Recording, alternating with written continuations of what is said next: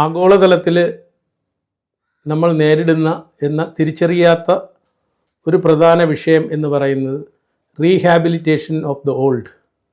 ഈ പ്രായം ചെന്ന ആളുകളുടെ പുനരധിവാസം എന്ന് പറയുന്നത് കാര്യമായ രീതിയിൽ നമ്മൾ ചിന്തിച്ച് തുടങ്ങിയിട്ടില്ല.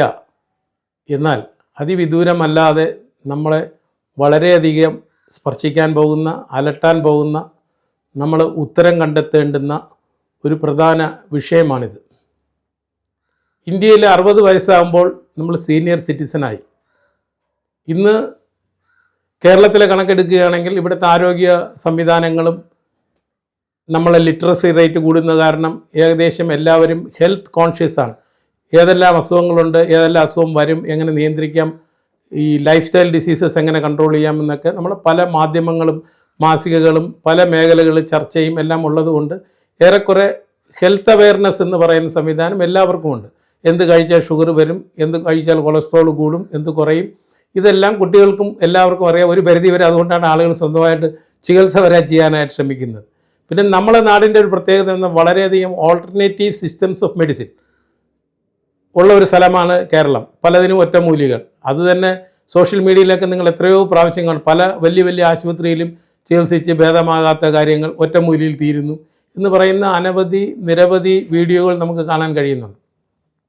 പക്ഷേ ഇത് മാത്രമല്ല, ഒരു സീനിയർ സിറ്റിസൺ, മുതിർന്ന പൗരൻ നേരിടുന്ന പ്രശ്നങ്ങൾ എന്തൊക്കെയാണ്? നമ്മൾ വിചാരിക്കും അദ്ദേഹത്തിൻ്റെ സാമ്പത്തിക പ്രശ്നമാണ്. സാമ്പത്തികം പല പ്രശ്നങ്ങളിലും ഒന്നാണ്. ഇനി സമ്പന്നനായാലും നേരിടുന്ന പ്രശ്നങ്ങൾ എല്ലാമുണ്ട്, വളരെയധികമുണ്ട്. ഒരു പ്രധാനപ്പെട്ട കാര്യം, പ്രധാനമായും നമുക്കൊരു 5 കാര്യങ്ങളായി നമുക്ക് തരംതിരിക്കാം. ഒന്ന് ആദായം, ആരോഗ്യം, ആശ്രയം, അവകാശം. ഇങ്ങനെ വിഷയങ്ങളാക്കി കഴിഞ്ഞാൽ ഇപ്പോൾ അവകാശത്തിൻ്റെ കാര്യം നമുക്കെടുക്കാം.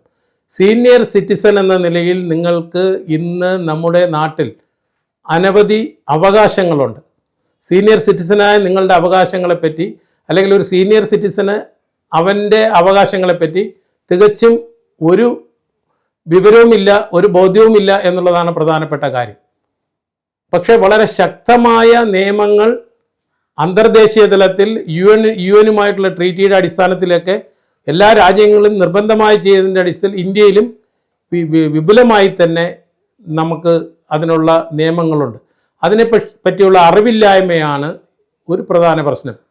ഇവിടെ തന്നെ സീനിയർ സിറ്റിസൻ്റെ പ്രശ്നങ്ങൾ കൈകാര്യം ചെയ്യുന്നതിന് ഈ അടുത്ത കാലത്ത് വരെ യുവജന കമ്മീഷനൊക്കെ ഉണ്ട്. ഇപ്പോൾ വയോജന കമ്മീഷൻ രൂപീകരിച്ചിരിക്കുകയും ഒരു വയോജന നയവും നമ്മുടെ സാമൂഹ്യ ക്ഷേമ വകുപ്പ് മന്ത്രി ശ്രീമതി ബിന്ദുവിൻ്റെ നേതൃത്വത്തിൽ ഇപ്പോൾ ഇവിടെ പിണറായി സർക്കാർ നടപ്പിലാക്കിയിട്ടുണ്ട്, രൂപീകരിച്ചിട്ടുണ്ട്. ഏതാണ്ട് എല്ലാ സംസ്ഥാനങ്ങളിലും അനുസൃതമായിട്ടുള്ള നടപടികൾ സീനിയർ സിറ്റിസൻ്റെ ഭാഗത്ത് നടക്കുന്നു അവകാശങ്ങളെപ്പറ്റി.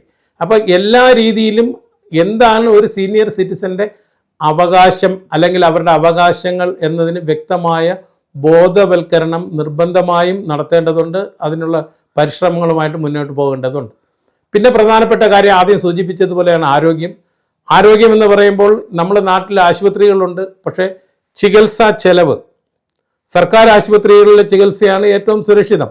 പക്ഷേ അത് അസംഘടിത വിഭാഗത്തിൽപ്പെട്ട, സംഘടിത ഇപ്പോൾ പെൻഷനേഴ്സ്, വിവിധ സ്ഥലങ്ങളിൽ ജോലി ചെയ്യുന്ന സ്ഥാപനങ്ങളിൽ ജോലി ചെയ്തിട്ടുള്ള പൊതുമേഖലയിലും ഒക്കെ സ്വകാര്യ മേഖലയിലൊക്കെ ജോലി ചെയ്യുന്നവരുടെ കഥ മാത്രമല്ല, അസംഘടിത വിഭാഗത്തിൽപ്പെട്ട ഒരു വലിയ ജനവിഭാഗം തന്നെ ഈ സീനിയർ സിറ്റിസൺ സംവിധാനത്തിലേക്ക് വരുന്നുണ്ട്. ആരോഗ്യത്തിൻ്റെ കാര്യം എടുത്താൽ തന്നെ കേരള സംസ്ഥാനത്ത് നമുക്ക് ഹോമിയോപ്പതി, ആയുർവേദത്തിൻ്റെയൊക്കെ ഒതൻറ്റിക് ആയുർവേദയുടെ നാടാണ് കേരളം. അപ്പോൾ ഓൾട്ടർനേറ്റീവ് സിസ്റ്റംസ് ഓഫ് മെഡിസിൻ വളരെയധികം ഡെവലപ്പ് ചെയ്തിട്ടുള്ളൊരു ഇതാണെങ്കിലും ഇത് ചിലവേറിയതല്ലാത്തത് കൊണ്ടും ഇതിനെപ്പറ്റിയുള്ള ശരിയായ ബോധവൽക്കരണം ഒരുപാട് സീനിയർ സിറ്റിസന് ഉതകുന്ന കാര്യങ്ങളാണ്.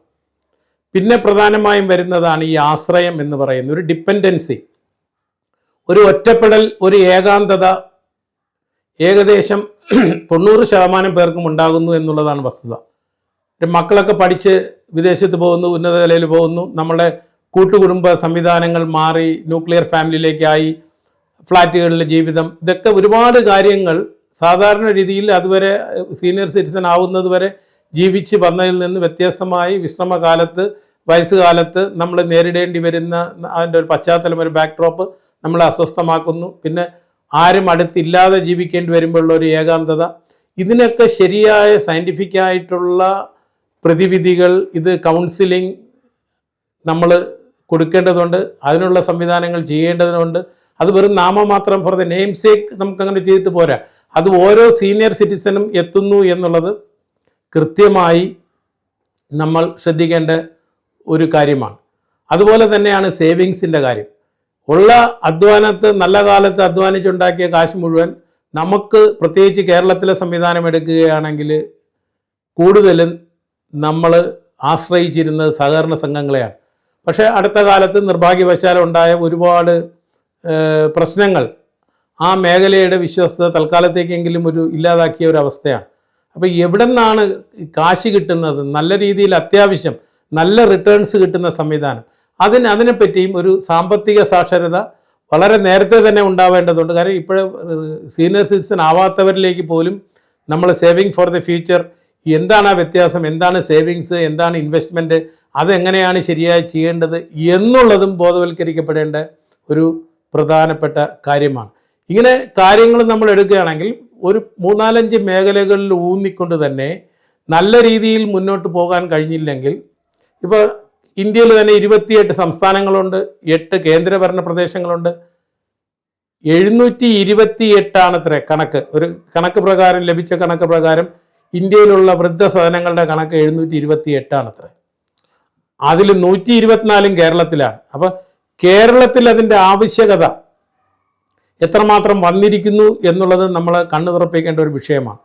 അപ്പോൾ ഇത് ഇങ്ങനെയൊക്കെയുള്ള സാഹചര്യങ്ങൾ ജീവിക്കേണ്ടി വരികയാണെങ്കിൽ അതിന് മാനസികമായ ഒരു തയ്യാറെടുപ്പ് നേരത്തെ ഉണ്ടാവുകയും അതും പിന്നെയും നമ്മൾ ഈ കാര്യങ്ങളിലേക്ക് കൗൺസിൽ ചെയ്ത് മെൻ്റലി നമ്മൾ അതിന് പ്രിപ്പയർഡായി അതിന് സജ്ജമാകുന്ന ഒരു സംവിധാനങ്ങൾ ആയിട്ട് മുന്നോട്ട് പോകേണ്ടതുണ്ട്. അപ്പോൾ അനവധി പ്രശ്നങ്ങൾ നേരിടുന്ന, ഇപ്പോൾ പെട്ടെന്നൊരു വൃദ്ധന്മാരുടെ എണ്ണം ഇപ്പോൾ 2026 ആകുമ്പോൾ തന്നെ നമുക്ക് ഒരു 2030 ആകുമ്പോൾ ഏതാണ്ട് 26% നമ്മളുടെ ജനസംഖ്യയിൽ സീനിയർ സിറ്റിസൻ്റെ സീനിയർ സിറ്റിസൺസ് ഉണ്ടാവുമെന്നാണ് കണക്കുകൾ സൂചിപ്പിക്കുന്നത്.